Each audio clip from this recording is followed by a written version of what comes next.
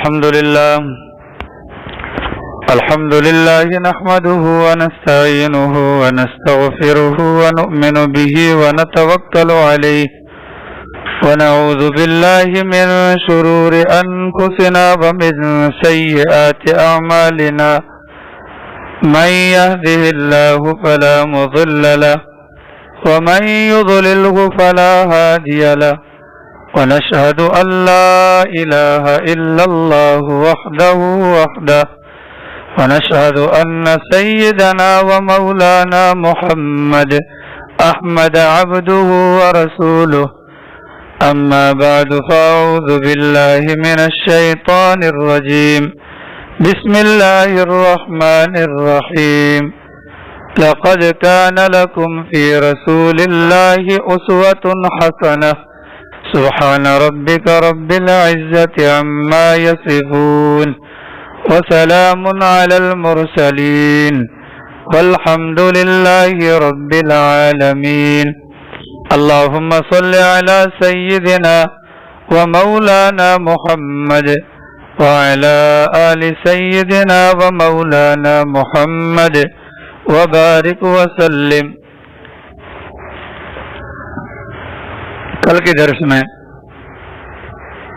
آپ حضرات کے سامنے یہ بات ہوئی تھی کہ رسول اکرم صلی اللہ تعالی علیہ وسلم کے پردادا کا نام تھا ہاشم، دادا کا نام تھا عبد المطلب، والد کا نام تھا عبداللہ، والدہ کا نام تھا آمنہ، نانا کا نام تھا وہب، پرنانا کا نام تھا عبد مناف. اور یہ بات بھی آپ حضرات کے سامنے گزری تھی کہ رسول اکرم صلی اللہ تعالی علیہ وسلم کے ددیال کا رشتہ اور ننیال کا رشتہ اوپر جا کر دونوں کلاب نام کے ایک صاحب آتے ہیں، ان پر جمع ہو جاتا ہے اور وہاں سے آگے پھر دونوں رشتے ایک ساتھ چلتے ہیں. یہ بات بھی گزشتہ کل آپ حضرات کے سامنے گزری تھی کہ جب حضرت عبداللہ کی شادی ہوئی ہے بی بی آمنہ رضی اللہ عنہا کے ساتھ، تو اللہ کے نبی علیہ الصلوۃ والسلام ابھی ماں کے پیٹ میں تھے کہ حضرت کے والد کا انتقال ہو گیا. گویا کہ سرکار کی ولادت سے پہلے اللہ کا نبی یتیم ہو گیا. اس میں بھی اللہ تعالیٰ کی طرف سے بہتری دی، حکمت دی. عام طور پہ دنیا کے اندر دیکھا جاتا ہے تو اگر کوئی بچہ اچھا ثابت ہو جائے تو کہا جاتا ہے کہ ابا نے تربیت اچھی کی ہے. اگر اس کو کوئی اچھا کمال مل جائے تو کہتے ہیں کہ جی اس کا باپ اچھا آدمی تھا، باپ کی توجہ تھی، باپ کی تربیت دی. اللہ رب العالمین نے آگے چل کر اپنے پیغمبر صلی اللہ علیہ وسلم کو اعلیٰ درجے کے اخلاق دینے تھے، بڑا کردار، ایک بڑا منصب دینا تھا.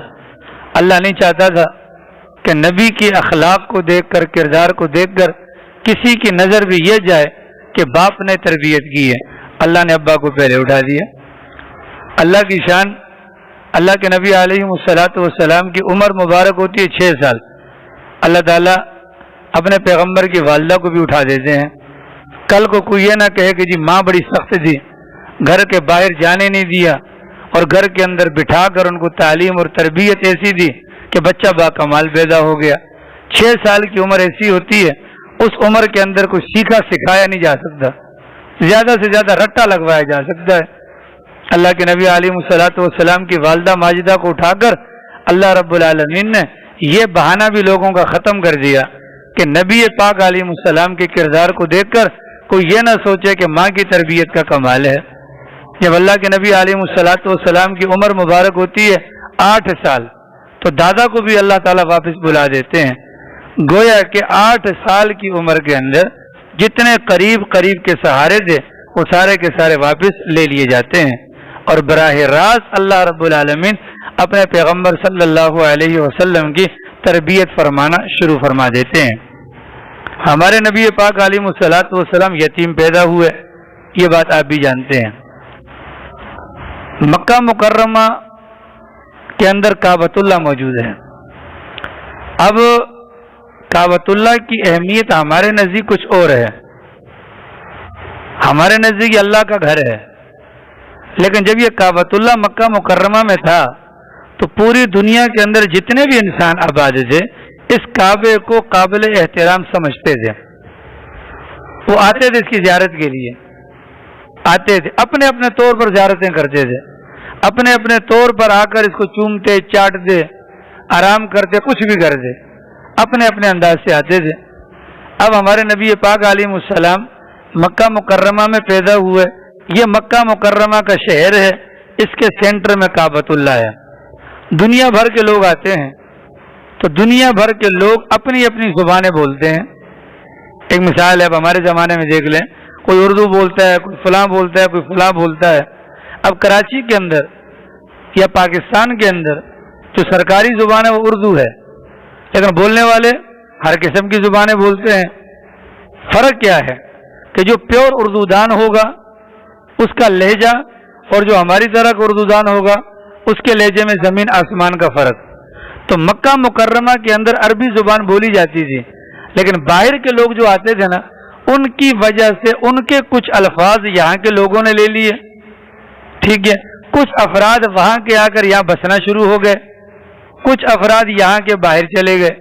تو مکہ مکرمہ کے اندر جو عربی بولی جاتی تھی وہ عربی زبان خالص نہیں تھی، الفاظ بھی مکس ہو گئے اور لہجے کا بھی فرق آ گیا. اس بنیاد پر عرب کے اندر یہ دستور تھا، بالخصوص قریش کے خاندان کے اندر یہ دستور تھا کہ جب بھی کوئی بچہ پیدا ہوتا تھا اس بچے کو دیہات کے اندر بھجوا دیتے تھے. دو فائدے ہوتے تھے. پہلا فائدہ تو یہ ہوتا تھا کہ مکہ مکرمہ کے اندر شہر کی آبادی ہے، آب و ہوا اتنی خالص نہیں ہے، دیہات کے اندر ہر چیز تازہ ہے، آب و ہوا اچھی ہے، بچہ صحیح معنوں میں پروان چڑھے گا.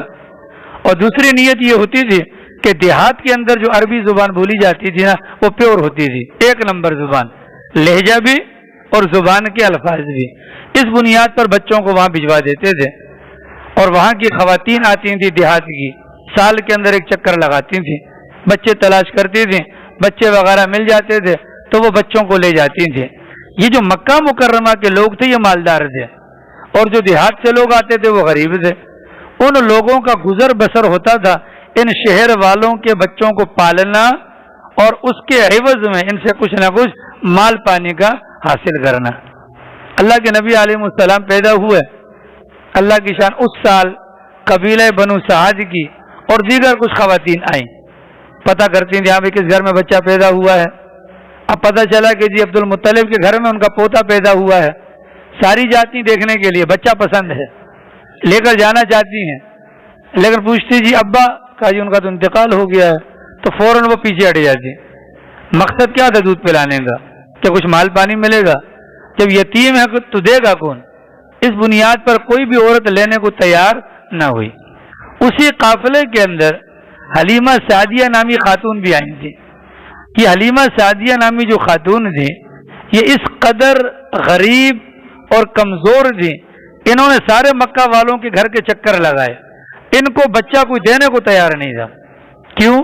ان کی اپنی گود میں ایک بچہ تھا، وہ ہر وقت روتا رہتا تھا. اپنی حالت مائی حلیمہ کی اتنی کمزور تھی کہ وہ بیچاری بالکل دبلی پتلی، اور کمزوری کی وجہ سے ان کے پستانوں کے اندر دودھ بھی نہیں. کچھ دودھ ہوگا بچے کو پلائیں گے سکون ملے گا. لہذا یہ جس گھر کے دروازے پر جاتی تو وہ اپنا بچہ دینے سے انکار کر دیتی، یہ خود مر رہی ہے، یہ تو ہمارے بچے کو مار دے گی. چنانچہ اللہ کے نبی علیہ السلام کو کسی اور عورت نے لیا نہیں، اور حلیمہ سعدیہ کو کسی اور عورت نے اپنا بچہ دیا نہیں. باقی تمام کی تمام جو عورتیں تھیں وہ اپنے اپنے مطلب کے گھرانوں سے بچے لے لے کر وہ روانہ ہو گئیں. حلیمہ سعدیہ کو گود کوئی نہ ملی، اپنے شوہر سے کہنے لگی کہ خالی گود جانا مجھے اچھا نہیں لگتا، چلو ایک کام کرتے ہیں، وہی جو یتیم بچہ ہے نا اسی یتیم بچے کو جا کر اٹھا لیتے ہیں، کم سے کم خالی گود سے تو بچ جائیں گے. حلیمہ سعدیہ کی اپنی حالت یہ تھی کہ اپنے پستانوں میں دودھ نہیں، اپنا بچہ بھوک سے تڑپتا ہے. ٹھیک ہے، اپنے گاؤں کے اندر جس جگہ سے آئیں وہاں پر قحط زیادہ یہ پوزیشن ہے. اما حلیمہ فرماتی ہے خود میں جیسے کہ بی بی آمنہ کے پاس، اور میں نے جا کر کہا کہ جی مجھے بچہ چاہیے. انہوں نے ہاں سے نہ نہیں کی، بچہ اٹھایا اور میری گود میں رکھ دیا. اب اما حلیمہ کہتی ہیں کہ میں حیران ہو گئی، بچے کا میری گود میں آنا تھا کہ میرے پستانوں کے اندر دودھ کا بھر جانا تھا. میں بڑی حیران ہو گئی. ابھی میں یہ اندر ساری کاروائی کر رہی ہوں، ہماری سواری جو باہر تھی، اونٹنی ہماری، وہ اونٹنی ہماری باہر تھی، یکدم میرے شوہر نے دیکھا اس مریل اونٹنی کے تھنوں میں اتنا دودھ بھر گیا کہ دودھ گرنے والا ہے۔ وہ فوراً کے برتن کے اندر دودھ نکالا، ہمیں پلایا، خود پیا۔ ہم بڑے حیران ہو گئے کہ اللہ یہ کیا ماجرا ہے۔ میرے پستانوں کے اندر اتنا دودھ آیا کہ میں نے اپنے بچے کو پلایا جو 2 دن سے بھوک کی وجہ سے سو نہیں پایا تھا، اس نے رچ کے دودھ پیا اور وہ سو گیا۔ رات ہم نے بڑے آرام سے گزاری۔ اب وہ قافلے والے پہلے نکل گئے تھے، واپس جانے والی، اور ہم زور دی اللہ کی شان اس مبارک بچے کو لے کر جب ہم سواری پر بیٹھے، وہ سواری جو بالکل مریل تھی اب تو وہ بالکل جہاز بن گئی تھی۔ ہم نے جو ہم سے پہلے نکلی تھی ہم نے جا کر ان کو پکڑ لیا۔ وہ بڑی حیران، انہوں نے کہا کہ حلیمہ خیر جو ہے سواری چینج کی ہے؟ تو حلیمہ کہتی ہے کہ میں نے کہا نہیں، میرا کوئی کمال نہیں ہے، جب سے یہ بچہ آیا یہ برکت میں نے دیکھی، یہ برکت میں نے دیکھی، یہ سواری کی برکت میں نے دیکھی ہے۔ مجھے تو یہ لگتا ہے یہ برکت اسی بچے کی ہے، باقی ہمارا کوئی عمل دخل نہیں ہے۔ ہاں پہنچتے ہیں جیسے ہی علاقہ قحط زدہ، اب پورا گاؤں ہوتا ہے، آپ حضرات نے دیکھا ہوگا، تو گاؤں کے اندر کوئی ایک گھر تو نہیں ہوتا، سارے قبیلے کے لوگ سارے ہوتے ہیں۔ اللہ کی شان قحط کی یہ پوزیشن تھی، بکریاں صبح جاتی شام کو بھوکے پیٹ واپس آتی۔ جس دن سرکار اماں حلیمہ کے گھر پہ آئے ہیں اس دن سے اماں حلیمہ کی بکریاں جاتی ہیں، شام کو آتی ہیں پیٹ بھرا ہوا اور دودھ سے تھن ان کے لبریز ہوتے تھے۔ لوگوں نے کہا کہ بھیا بات یہ ہے، اپنے چرواہوں سے کہا حلیمہ سعدیہ کی بکریاں جہاں پر چرتی ہیں اپنی بکریوں کو وہاں چرایا کرو۔ وہ بکریاں وہاں چھوڑی گئیں، اماں کی بکریوں کا پیٹ بھرتا، یہ بکریاں دوبارہ بھوکی پیاسی باہر آ جاتی۔ خواتین نے، علاقے کے لوگوں نے آ کر کہا حلیمہ یہ کیا ماجرا ہے؟ کہا کہ اس بچے کا کمال ہے، جب سے یہ بچہ آیا ہے یہ ساری کی ساری برکتیں ہمیں اپنے آنکھوں سے نظر آتی ہیں۔ اماں حلیمہ فرماتی ہیں کہ یہ محمد نام کا بچہ جب سے میری گود میں آیا میں بڑی دھنک رہی۔ ایک بچہ حلیمہ کا پہلے تھا اور ایک بچہ اللہ کے نبی کو گود لے لیا، 2 بچے ہو گئے۔ عورت کے پستان 2 ہوتے ہیں۔ اللہ کے نبی کی طبیعت میں بچپن سے اللہ نے عدل و انصاف رکھا تھا، تو اماں حلیمہ نے دایاں پستان اللہ کے نبی کے منہ میں دیا تو پی لیا، بایاں دیتی نہ پیتے، بایاں دیتی نہ پیتے۔ کس بنیاد پر؟ کہ اس بائیں پستان کے اندر دوسرے بھائی کا حق تھا بچپن سے ہی۔ اماں کہتی ہے میں نے کئی مرتبہ آزمایا کہ جب میں ان کو اس پستان پر ڈالتی وہ منہ نہ لگاتے، اس پستان پر ڈالتی تو فوراً وہ لے لیتے۔ یہ اس بات کی علامت تھی کہ بچپن سے اللہ رب العالمین نے پیغمبر علیہ السلام کی طبیعت کے اندر یہ بات رکھ دی تھی کہ ناانصافی نہیں کرنی ہے۔ وقت گزرتا رہا، 2 سال تک دودھ پلایا کس نے؟ حضرت حلیمہ سعدیہ نے۔ اللہ کے نبی علیہ السلام کی یہ رضائی والدہ ہیں، دودھ والی ماں۔ ایک دودھ والی ماں اللہ کے نبی کی ابو لہب کی آزاد کردہ باندی صوبیہ بھی تھی، ان کا دودھ اللہ کے نبی نے بھی پیا، اور اللہ کے نبی کے چچا حضرت حمزہ نے بھی پیا جو احد کے اندر شہید ہوئے تھے، جن کا جنازہ اللہ کے نبی دیکھ کر تڑپ اٹھے تھے، جن کو سید الشہداء کا لقب دیا گیا تھا، بہت بڑے صحابی تھے، ان کے ساتھ بھی دودھ پیا تھا۔ 2 سال دودھ پلانے کے بعد اصولی طور پر اب اللہ کے نبی کو والدہ کے حوالے کرنا ہے۔ حلیمہ سعدیہ اللہ کے نبی کو لے کر بی بی آمنہ کے پاس آئیں اور کہا کہ دیکھیں اصولی طور پر عمر پوری ہو چکی ہے جو ہمارا معاہدہ ہے، اگر آپ اجازت دیں تو بچے کو میں ذرا ساتھ لے کر جانا چاہتی ہوں، چونکہ ان 2 سالوں کے اندر میں نے اس بچے کی جو برکتیں دیکھی ہیں نا ان برکتوں کو مزید میں سمیٹنا چاہتی ہوں، اگر آپ کی اجازت دو۔ بی بی آمنہ بڑی خوش ہوئی کہ ٹھیک ہے اگر آپ لے کر جانا چاہتی ہیں ہمیں کوئی اعتراض نہیں، اب لے جائیں، لیکن خیال رکھنا بچہ بڑا عجیب و غریب ہے، خیال رکھنا۔ کہ ٹھیک ہے، بچے کو واپس لے کر آ گئی۔ اب تقریباً سال گزرا یا 1.5 سال گزرا، اب حلیمہ سعدیہ اپنے شوہر کے ساتھ گھر پر ہیں، اللہ کے نبی علیہ السلام بکریاں چرانے کے لیے گئے ہوئے ہیں، اتنے میں 2 لڑکے وہاں سے بھاگتے ہوئے آئے اور آ کر انہوں نے حلیمہ سعدیہ سے کہا اماں وہ ہمارے مکی بھائی کو کسی نے قتل کر دیا، ہمارے مکی بھائی کو کسی نے قتل کر دیا۔ اب حلیمہ سعدیہ اور ان کے شوہر، ان کی پریشانی تو بنتی ہے کیونکہ انہیں تو نہیں معلوم کہ آگے چل کر یہ اللہ کا نبی بنے گا، اتنا تو جانتے تھے کہ مکہ کے سردار کا بیٹا ہے، اللہ نہ کرے اگر ان کو کچھ بھی ہو جاتا ہے تو پھر تو ہماری شامت آ جائے گی۔ یہ دونوں میاں بیوی بھاگ گئے۔ اللہ کے نبی علیہ الصلوۃ والسلام ایک کونے پر سہمے ہوئے کھڑے تھے۔ ان دونوں نے جا کر پکڑا، بیٹا کیا ہوا؟ انہوں نے کہا پتہ نہیں، 2 بندے آئے تھے۔ اللہ کے نبی نے فرمایا پتہ نہیں، 2 بندے آئے تھے، مجھے لٹایا، میرے سینے کو چیرا، میرے دل کو نکالا، زمزم کا پانی لائے، اس کو دھویا، اس میں جو کچھ تھوڑا سا حصہ کاٹا، اس کو باہر پھینکا اور کہا کہ یہ شیطان کے وسوسے والا حصہ ہے، اور اس کے بعد دوبارہ رکھا، سلائی کی اور وہ غائب ہو گئے، آپریشن ہو گیا جی۔ یہ اللہ کی شان ہے۔ اس کو کہا جاتا ہے شق صدر۔ شق صدر 3 مرتبہ ہمارے نبی کا سینہ کاٹا گیا۔ پہلی مرتبہ یہ ہوا، دوسری مرتبہ جب پہلی مرتبہ وحی نازل ہوئی، تیسری مرتبہ جب معراج پر لے کر جانا تھا، ان 3 مواقع پر ہمارے نبی کا سینہ کٹا۔ یہ پہلی مرتبہ تھی۔ اللہ کی شان یہ ہے، اس زمانے کے اندر ان بچوں کا ڈر کر بھاگنا بنتا بھی تھا۔ اس زمانے کے اندر آپریشن وغیرہ کا تو چکر نہیں تھا، اس زمانے کے اندر سینہ کاٹنے کا موٹا سا مطلب بندہ گیا، اس بنیاد پر وہ ڈرے۔ لیکن اللہ کی شان، نہ تکلیف ہوئی، نہ خون نکلا، نہ ہی کسی قسم کی پریشانی کا سامنا ہوا۔ ایک لمحے کے اندر یہ سارا کا سارا کام ہو گیا۔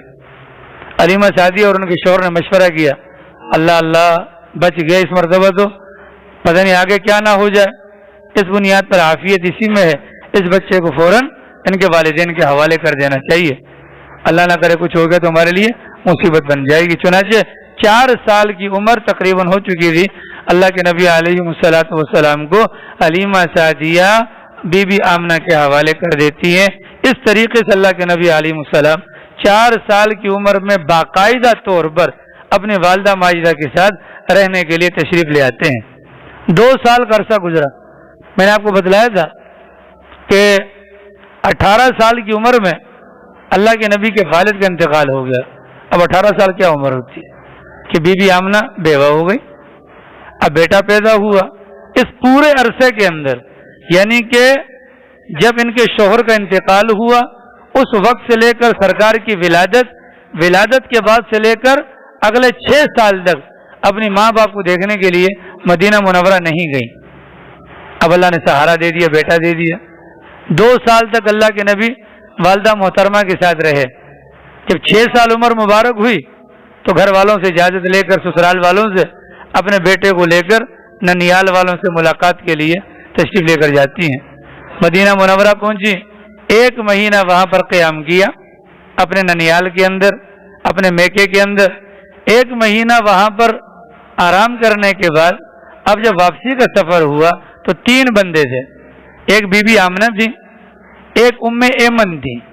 یہ ام ایمن کون ہے؟ اللہ کے نبی کی آزاد کردہ لونڈی ہیں، باندی ہیں۔ یہ پیارے پیغمبر کو ورثے میں ملی تھی، یہ تھی اور بی بی آمنہ تھی۔ واپس آتے ہوئے مقام ابوا نامی ایک جگہ آتی ہے، وہاں پر بی بی آمنہ کی طبیعت خراب ہوئی اور وہیں پر ان کا انتقال ہو جاتا ہے۔ وہ ہے کہ 6 سال کی عمر ہے اور والدہ محترمہ بھی انتقال کر جاتی ہیں۔ ام ایمن نے اللہ کے نبی کو پکڑا اور واپس لا کر مکہ مکرمہ عبد المطلب کے حوالے کر دیے۔ عبد المطلب مکہ مکرمہ کے سردار تھے۔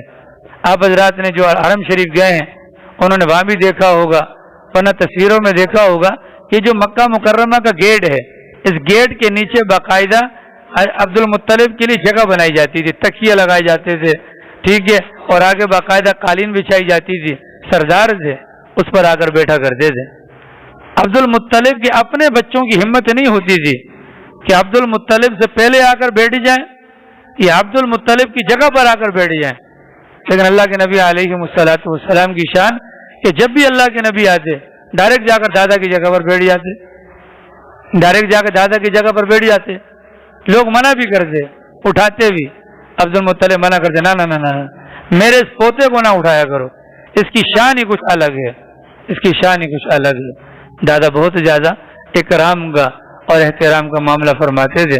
جب پیارے پیغمبر علیہ الصلوۃ والسلام کی عمر مبارک ہوتی ہے 8 سال، اللہ نے دنیاوی اعتبار سے تیسرا بڑا سہارا بھی واپس لے لیا۔ عبد المطلب کا انتقال ہو جاتا ہے۔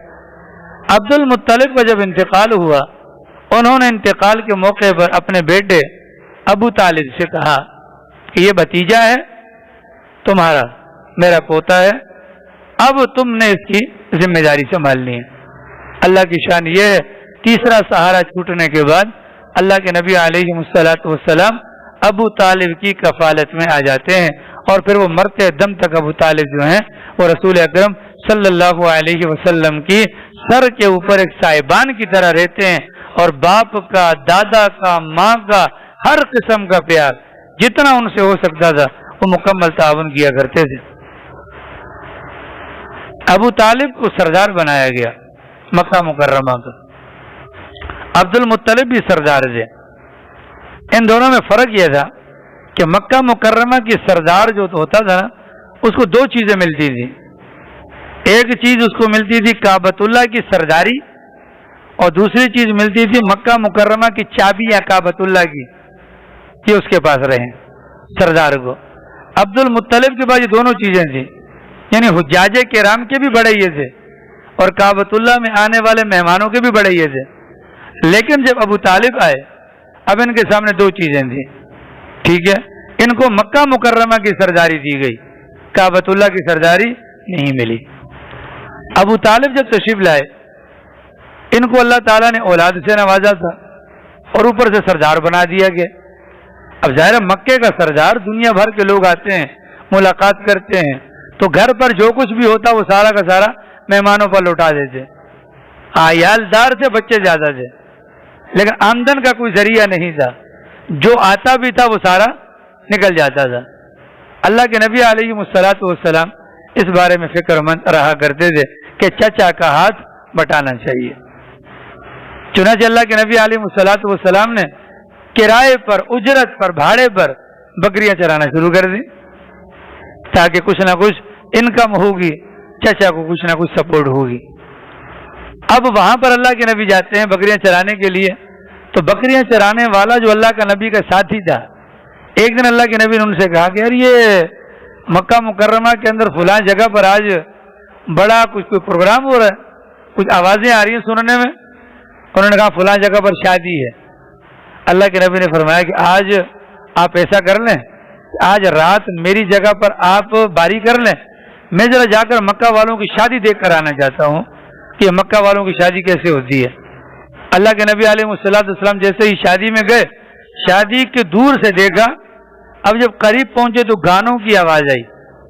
گانوں کی آواز جو ہی پیغمبر کے کان میں پڑی، اللہ نے فوراً اپنے نبی کے اوپر نیند کو طاری کر دیا، اور اللہ کے نبی وہیں لیٹ کر سو گئے۔ کب اٹھے؟ جب صبح سورج نکل آیا، شادی بیاہ ختم ہو گیا۔ اللہ کے نبی واپس آئے، ان کے ساتھی نے پوچھا حضور سے، ہاں جی کیا سونا کا پتہ نہیں، میں وہاں گیا ایک دم مجھے ایسی نیند آئی کہ مجھے میری صبح آنکھ کھلی، مجھے پتہ ہی نہیں چلا۔ اگلا دن پھر شادی کا تھا، پھر اللہ کے نبی نے کہا ایک موقع مجھے تو میں ذرا جا کر دیکھ کر آ جاؤں۔ دوسرے دن اللہ کے نبی تشریف لے کر گئے، جو ہی وہاں پر پہنچے دوبارہ نیند طاری ہو گئی۔ اللہ کے نبی بغیر سنے وہاں سے واپس آ گئے۔ اللہ تعالیٰ بچپن سے اپنے نبی کی تربیت اس انداز سے کرنا چاہتے تھے کہ جو کام کل کو نبی نے دوسروں کو منع کرنا ہے، آج وہ کام اللہ کے نبی ان کاموں سے متعارف بھی نہ ہو۔ چنانچہ آگے چل کر ایک دن جب اللہ کے نبی کو نبوت ملی، حضرت انس فرماتے ہیں کہ راستے میں باہر نکلے تو گانوں کی آواز کہیں سے آ گئی، سرکار نے یوں کانوں میں انگلیاں ٹھونس لی یوں، اور کافی دور تک جانے کے بعد انگلیاں نہیں نکالی۔ حضرت انس سے پوچھا، انس وہ منحوس آواز ابھی تک آ رہی ہے؟ وہ منحوس آواز ابھی تک آ رہی ہے؟ گویا اتنا بھی گوارا نہ کیا کہ انگلی نکال کر خود سن لو، بلکہ حضرت انس سے پوچھا کہ اللہ رب العالمین کی تربیت کا کمال تھا کہ اللہ کے نبی کے کان میں کوئی ایسی غلط چیز نہ ڈالی جائے جو کل کلام کو نبوت کے شیان شان نہ ہو۔ اسی طریقے سے مکہ مکرمہ کے لوگ ایک دوسرے کے سامنے بغیر لباس کے گھومنا اس کو برا نہیں سمجھتے تھے۔ چنانچہ ایک موقع پر اللہ کے نبی علیہ الصلوۃ والسلام جب کعبۃ اللہ کی تعمیر کے اندر مصروف تھے، اللہ کے نبی پتھر اٹھا اٹھا کر لا رہے تھے۔ حضرت عباس سرکار کے چچا کہنے لگے بیٹا بات سنو، یہ اس جگہ پر اگر تم یہ پتھر رکھو گے کندھا چھل جائے گا، اپنی دھوتی اتارو، اس کو یہاں پہ رکھو، اس کے اوپر پتھر رکھو تاکہ کندھا نہ چھلے۔ اب جو ہی یہ بات کہی، دھوتی ابھی تک کھلی نہیں تھی، یکدم اللہ کے نبی بے ہوش ہو گئے، یکدم اللہ کے نبی بے ہوش ہو گئے۔ اور کتابوں میں آتا ہے یکدم اندھیرا چھا گیا۔ وہ ہے کہ اللہ کی ناراضگی کہ اللہ کا نبی بغیر لباس کے کبھی بھی نہیں ہو سکتا۔ ماں نہیں تھی، ٹھیک ہے، باپ نہیں تھا، دادا بھی چلے گئے۔ جب اللہ کی ذات تربیت کرنے پر آتی ہے تو کیسا با کمال بناتی ہے کہ کوئی کل کو انگلی نہ اٹھا سکے۔ آگے اللہ کے نبی نے منع کرنا ہے کہ بھئی ننگے طواف نہیں کر سکتے ہو۔ یہ بات نبی تب کہہ سکتا ہے جب خود نبی کا سطر کبھی کسی نے نہ دیکھا ہو۔ اگر نبی کو کسی نے دیکھ لیا تو پھر کل نبی کی بات کے اندر اثر نہیں ہوگا۔ اس انداز سے تربیت ہوئی۔ دن گزرتے گئے، راتیں گزرتی گئیں، ابو طالب کے حالات دن بدن تنگ ہوتے گئے۔ اس زمانے کے اندر مکہ مکرمہ سے شام کی طرف تجارت کے لیے سفر کیا کرتے تھے۔ ابو طالب خاموشی سے تیار ہوئے، سفر کے لیے سامان وغیرہ باندھا، بیٹے کو نہیں، اپنے بھتیجے محمد رسول اللہ صلی اللہ علیہ وسلم کو نہیں بتایا کہ کیا ارادہ ہے۔ اللہ کے نبی کو کہیں بھنک لگ گئی کہ یہ چچا سفر پہ جانا چاہتے ہیں۔ اللہ کے نبی کو بڑی تکلیف ہوئی اور رونا شروع کر دیا۔ ابو طالب نے بہت سمجھایا کہ بیٹا آپ چھوٹے ہیں، سفر لمبا ہے، دقت پریشانی کا سامنا ہے، پر اللہ کے نبی رونا شروع ہو گئے۔ ابو طالب سے پیغمبر کا رونا برداشت نہ ہوا اور راضی ہوگا کہ چلو آپ کو بھی ساتھ لے کر چلتے ہیں۔ اللہ کے نبی علیہ السلام کا 12 سال کی عمر میں یہ پہلا سفر ہے جو بغرض تجارت ملک شام کی طرف ہوتا ہے۔ ملک شام پہنچتے نہیں ہیں، یہاں سے نکل کر جو ہی نکلے ہیں بصرہ کے مقام پر پہنچے تو وہاں پر اسی راستے کے اندر ایک بحیرہ نامی راہب تھا، عیسائیوں کا بڑا، اس کا عبادت خانہ تھا۔ ظاہر ہے کہ جتنے بھی قریش کے قافلے جاتے ہیں وہیں سے گزرتے ہیں۔ قریش اس کو جانتے تھے، وہ قریش کو جانتا تھا، لیکن وہ کبھی بھی عبادت خانے سے باہر نہیں آتا تھا۔ ملاقات تو دور کی بات ہے، لیکن اس مرتبہ جب یہ قافلہ گیا تو لوگ دھنگرے گئے، وہ راستے میں کھڑا ہے اور ایک ایک کے چہروں کو یوں ٹٹول رہا ہے، ایک ایک کے چہرے کو ٹٹول رہا ہے۔ قریش کے لوگ بھی حیران کہ حضرت خیر تو ہے، آپ کٹھیا سے باہر کیسے آ گئے؟ انہوں نے کہا نہیں بات اس کو چھوڑو، یہ بتاؤ کہ آپ لوگ قریش؟ جی بالکل قریش کے ہیں۔ ٹھیک ہے، ایک ایک کے چہرے کو ٹٹولتے ٹٹولتے جو ہی اللہ کے نبی کے چہرے پر اس کی نگاہ پڑی نا، آنکھیں رک گئی۔ کہا کہ یہ بچہ کون ہے؟ کہا کیوں بھائی بتاؤ یہ بچہ کون ہے؟ وجہ؟ اب سارے ڈرے ہوئے تھے نا، کس بنیاد پر ڈرے ہوئے ہیں کہ پاک پیغمبر علیہ السلام جیسا بچہ کوئی نہیں تھا، تو ڈر تو لگتا ہے، انجان آدمی پوچھ رہا ہے۔ اچھا یہ بتا اس کا والد کون ہے؟ کا والد کا انتقال ہو گیا۔ سرپرست کون ہے؟ ابو طالب ہے۔ ابو طالب جی میں آپ کو ہاتھ جوڑ کر کہتا ہوں اس بچے کو یہیں سے واپس کر دو۔ کیوں؟ بات یہ ہے کہ یہ بچہ معمولی بچہ نہیں ہے، اس بچے کو آگے چل کر اللہ نے رحمت دو عالم بنانا ہے۔ یہ بچہ نبی بنے گا، نبی آخر الزمان بنے گا۔ جب آپ لوگ آئے اس وقت میں نے محسوس کیا کہ جتنے بھی پتھر ہیں، جتنے بھی درخت ہیں، سارے کے سارے سجدہ ریز ان کے سامنے۔ میں نے بادل کو محسوس کیا، جہاں جہاں یہ بچہ جاتا بادل صاحبان کی طرح اس کے اوپر چلتا ہوا جاتا، ٹھیک ہے، اور اس کے دونوں کندھوں کے درمیان میں مہر نبوت لگی ہوئی ہے۔ دیکھا واقعی مہر نبوت؟ میں آپ لوگوں سے آپ سے گزارش کرتا ہوں اس بچے کو واپس بھجوانے کی وجہ آگے یہودی ہیں، آگے یہودی ہیں، وہ اپنی کتابوں کو جاننے والے ہیں، ان کی کتابوں کے اندر نبی آخر الزمان کی علامات لکھی ہوئی ہیں، وہ ان علامات کو دیکھ کر ان کو پہچان لیں گے، قتل کر ڈالیں گے۔ قتل کیوں کریں گے؟ قتل اس وجہ سے کریں گے کہ ان کا گمان یہ ہے کہ نبی آخر الزمان ان کی باپ کی پیڑھی میں سے آئے گا، حضرت اسحاق علیہ السلام کی نسل میں سے، اور اللہ نے نبی بھجوا دیا ہے حضرت اسماعیل علیہ السلام کی نسل میں سے، تو وہ ظالم لوگ ہیں، اس کو قتل کر دیں گے۔ ابو طالب کو بات سمجھ میں آ گئی۔ چنانچہ یہی سے رسول اکرم صلی اللہ علیہ وسلم کو 2 بندوں کے ساتھ واپس مکہ مکرمہ بھجوا دیا جاتا ہے۔ ہمارے نبی پاک صلی اللہ علیہ وسلم کی عمر مبارک ہوئی 15 سال۔ 15 سال عرب کے اندر ایک جنگ چھڑی، بڑی خوفناک قسم کی جنگ تھی، اس کو حرب الفجار کہا جاتا ہے۔ 4 مہینے وہ ہیں کہ جن کے اندر جاہلیت کے زمانے میں بھی لڑائی، قتل و غارت گری منع تھی۔ کون کون سے ہیں؟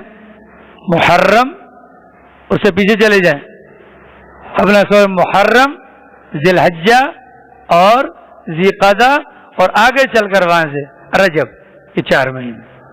ان 4 مہینوں کے اندر جاہلیت کے زمانے میں بھی قتل و قتال وغیرہ نہیں ہوتا تھا، لیکن جب اللہ کے نبی علیہ السلام کی عمر مبارک 15 سال ہوئی تو یہ جنگ ان مہینوں کے اندر ہوئی، حرب الفجار، یعنی گناہ والی جنگ، فجور گناہ۔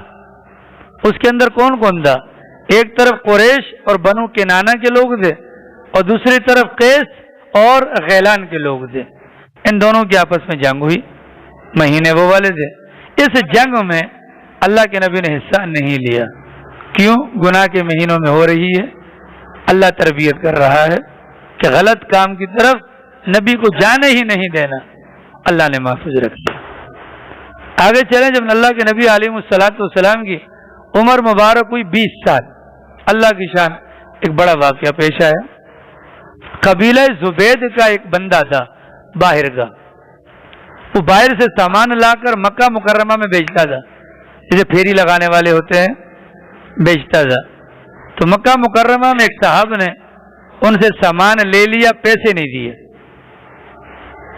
تو یہ جو بیچارہ جس کا سامان تھا، اس نے ایک کے سامنے، دوسرے کے سامنے، تیسرے کے سامنے سفارش، لیکن کہیں سے بھی اس بیچارے کی ڈال نہ گلی، پیسہ اس کا نہیں ملا۔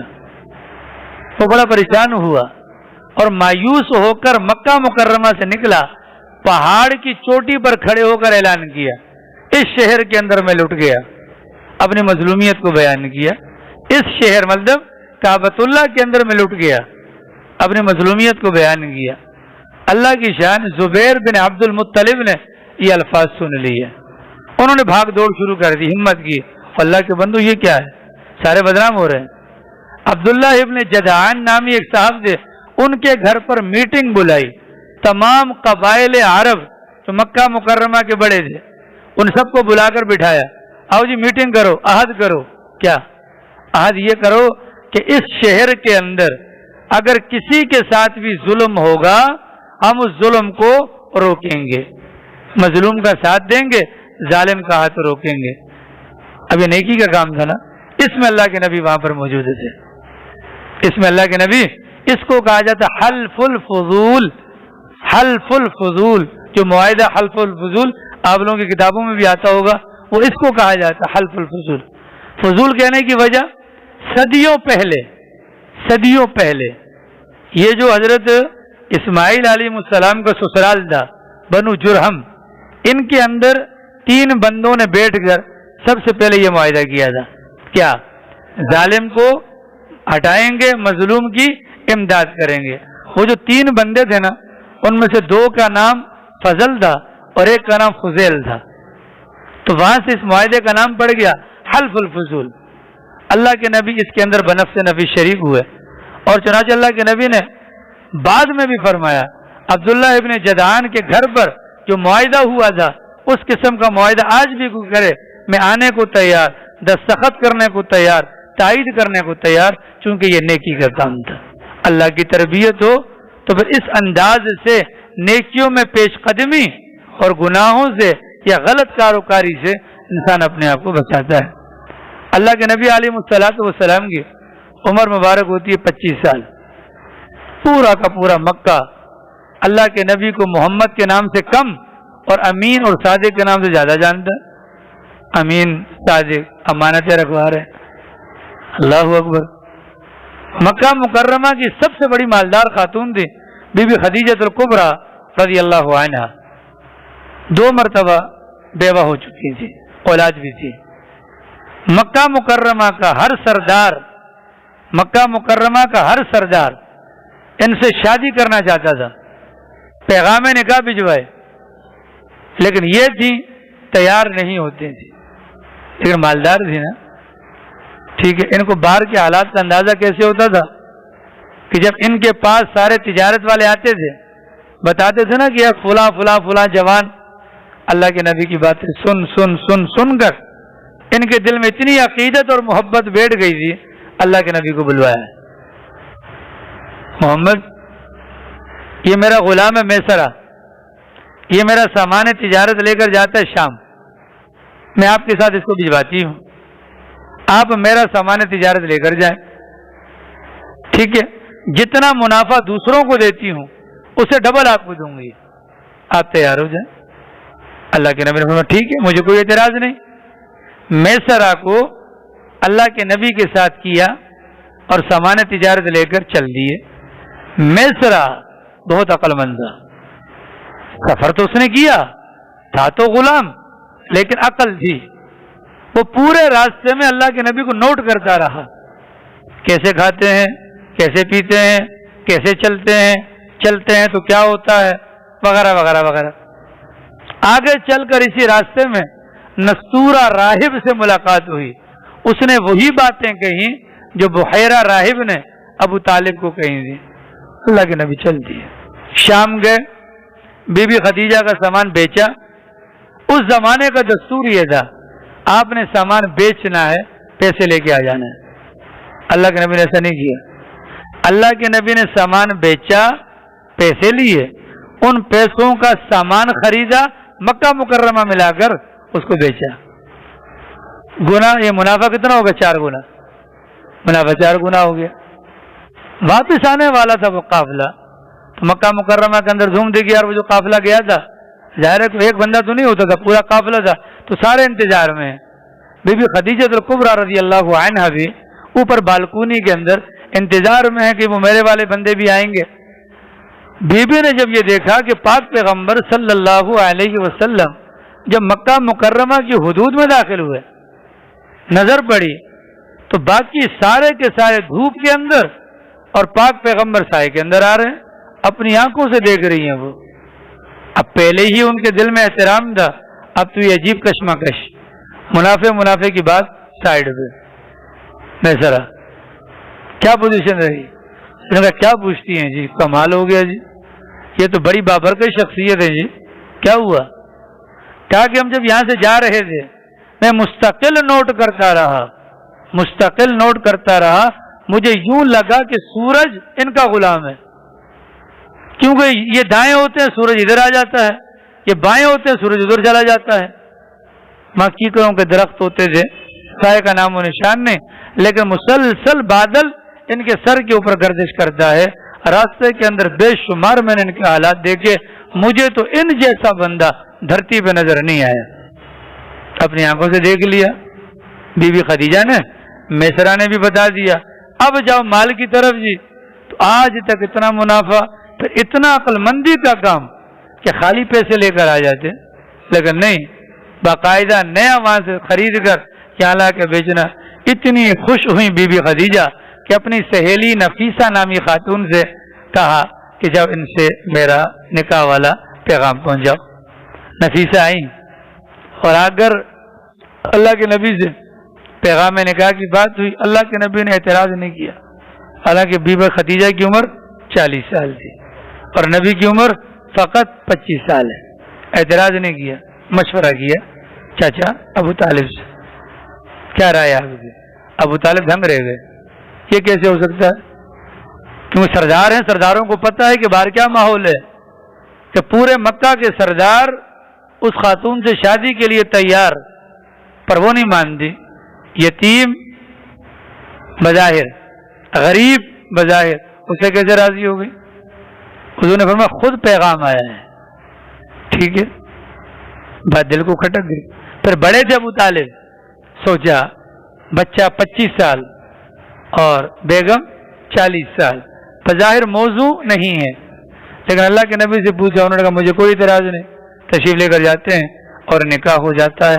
پہلا نکاح ہوتا ہے 25 سال کی عمر میں، سرکار کی عمر مبارک 25 سال اور بی بی کی عمر ہے 40 سال، پہلا نکاح ہوا۔ اللہ کی نبی کی ساری اولاد سوائے ایک بیٹا ماریا قبطیہ کے بطن سے حضرت ابراہیم پیدا ہوئے، باقی سارے بچے 3 بیٹے 4 بیٹیاں بی بی خدیجہ الکبریٰ رضی اللہ تعالی عنہ کے بطن مبارک سے ہوئے۔ سرکار کی عمر مبارک ہوئی 35 سال۔ کعبۃ اللہ کی دیواریں تھیں 9 فٹ اونچی، سیلاب آنے کی وجہ سے بوسیدہ ہو گئی تھی۔ اس کعبے کے اندر لوگوں نے خزانے رکھے ہوتے تھے، بوسیدگی کی وجہ سے چور اندر جاتے سامان نکال لیتے۔ مکہ والوں نے کہا کہ یار کعبے کو دوبارہ تعمیر کرنا چاہیے، چندہ کرو جی۔ چندہ کیا، لیکن شرط لگائی سود کا پیسہ نہ ہو، سٹے کا پیسہ نہ ہو، زناکاری کا پیسہ نہ ہو، حلال کمائی۔ اب جب حلال کمائی صاحب کے سب نے جمع کی تو پیسے تھوڑے بڑھ گئے۔ چلو جی اب کیا کریں جی؟ ایسا کرو کہ جی یہ والی جو سائڈ ہے نا، آپ لوگوں نے دیکھا ہوگا یہ کعبہ ہے اور یہ جو گول دائرہ آتا ہے یہ کعبے کے اندر شامل تھا۔ بتلانے والے بتلاتے ہیں اس میں حضرت اسماعیل اور ان کی والدہ محترمہ کی قبر ہے، ہاں، جس کو حتیم کہا جاتا ہے۔ یہ اندر تھا، پیسے کم ہو گئے تو کہا کہ بات سنو، ایسا کرو اس کو مختصر کر دیتے ہیں۔ اگر یہاں تک یہ لمبائی میں لے کر جائیں، اوپر پر چھت وت کا مسئلہ بھی ہے، اندر 6 پلر انہوں نے کھڑے کر دیے، اس جگہ کو یہاں سے کم کر کے اس کو مختصر کر دیا۔ اس میں بھی اللہ کی حکمت ہے۔ اگر اس وقت پیسے پورے ہوتے یا پورا کا پورا چلا جاتا تو میں اور آپ ساری زندگی باہر ہی ٹکرے مارتے۔ اللہ نے کرم کیا، اندر والی جگہ کو اللہ نے باہر کر دیا۔ ہم جیسا غریب بھی جاتا ہے یہاں پر جا کر آرام سے نماز پڑھتا ہے۔ پاک پیغمبر نے فرمایا یہ کعبے میں داخل ہے، یہ کعبے کا حصہ ہے، یہ کعبے کے اندر داخل ہے۔ تعمیرات ہو گئی۔ مسئلہ آگے حجر اسود کا جی کون رکھے گا جی؟ چونکہ عرب کی قوم ایسی تھی، تعلیم سے دور تھی، معمولی باتوں پر تلواریں چھن چھن چھن چھن، بات ختم۔ جھگڑا شروع ہونے کو تھا، کیا کریں 6 دن گزر گئے۔ غالباً امیہ بن المغیرہ نامی ایک صاحب سے انہوں نے کہا کیوں لڑ رہے ہو؟ پتھر ہی رکھنا ہے نا، کوئی بھی رکھ دے گا؟ کہا نہیں۔ انہوں نے کہا چلو ایک کام کرتے ہیں، کل صبح جو سب سے پہلے مسجد میں آئے گا نا اس کو اپنا بڑا بنائیں گے، جو وہ فیصلہ کرے۔ سب نے کہا ٹھیک ہے۔ اللہ کی چند رات گزری، صبح اٹھ کر دیکھا تو سب سے پہلے محمد رسول اللہ صلی اللہ علیہ وسلم مسجد میں، سب نے ہاتھ اٹھا لیا، بالکل بالکل بالکل بالکل ان کا فیصلہ ہمیں منظور ہے۔ اللہ کے نبی نے فرمایا بات سنو، مجھے اپنا حکم تم نے بنایا ہے؟ جی۔ میں نے آپ کو کہا کہ نہیں، میری ہر بات مانو گے؟ جی۔ چادر لاؤ۔ چادر لائی گئی، نیچے بچھائی۔ اب پہلے اس چادر کے اندر پتھر رکھنا ہے۔ اللہ کے نبی نے فرمایا ہاں بھائی مجھے بڑا مانتے ہو؟ جی۔ میں پتھر اٹھا کر رکھوں اندر؟ سب نے کہا جی جی۔ سرکار نے خود پتھر اٹھایا، چادر کے اندر رکھا۔ ہاں بھائی سارے کے سارے کونے پکڑ لو جی۔ اب سب نے کونے پکڑ لیے، کہ سب ہر ایک بندہ، ہر قبیلے کے ایک نمائندہ آتا رہے، چادر پکڑے۔ چادر پکڑی ایک طرف سے اللہ کے نبی نے، دوسری طرف سے سب نے پکڑی، سیدھے لے جا کر وہاں پر جہاں پر حجر اسود ہے اس کے نیچے اتار دی۔ ہاں بھی مجھے حکم مانتے ہو؟ جی جی۔ میں اٹھا کر رکھ دوں؟ سب نے کہا جی۔ اللہ کے نبی نے اٹھایا اور حجر اسود کو وہاں پر اس کی جگہ پر رکھ دیا۔ نتیجتاً وہ جنگ جو قتل و غارت گری پر ختم ہونے کو تھی، اللہ رب العالمین نے پیغمبر علیہ الصلوۃ والسلام کی ذریعے سے اتنا بڑا معاملہ چٹکیوں میں حل کروا دیا۔ والدہ بھی نہیں تھی، والد بھی نہیں تھے، دادا بھی نہیں تھے، دنیاوی سارے سہارے ختم۔ لیکن اللہ کا کرم کیسا ہوا، اللہ تعالیٰ نے کتنا بہترین انداز سے تربیت والا معاملہ فرمایا کہ اللہ کے نبی کی زندگی کا ایک ایک گوشہ ہمیں بتلاتا ہے کہ نبی کی تربیت میں کسی بھی قسم کی کوئی بھی کمی نہیں تھی۔ اس کے بعد کیا ہوا پھر انشاءاللہ اس کو کل بیان کریں گے۔ اللہ پاک توفیق عمل نصیب فرمائے۔ آمین برحمتک یا ارحم الراحمین۔